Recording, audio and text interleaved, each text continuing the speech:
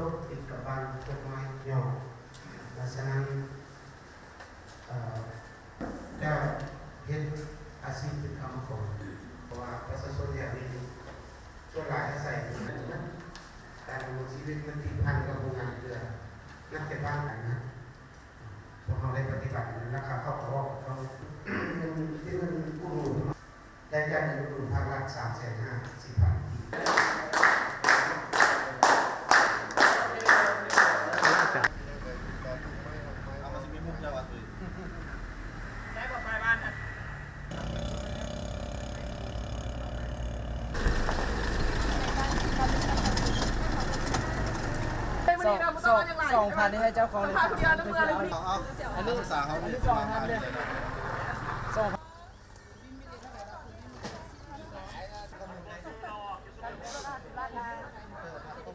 แม่ไปเอาน้ำเป๊ปซี่มาสร้างพวกยาวไปเอาแม่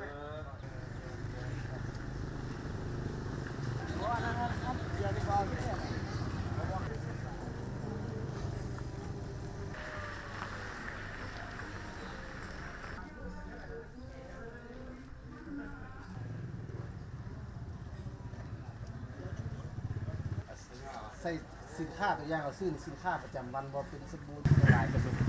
องผู้อ่านนี่จังแต่มันจะรายให้รายได้ลักๆละเมนตัวนี้ประเด็น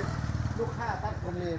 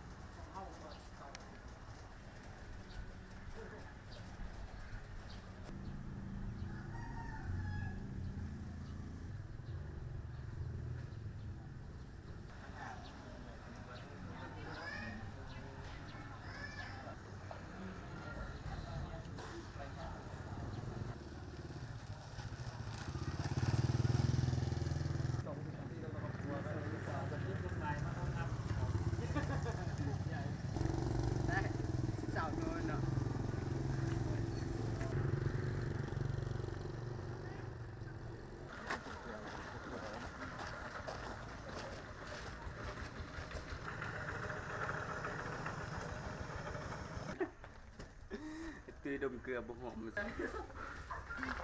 ยันใส่คาตายก่อน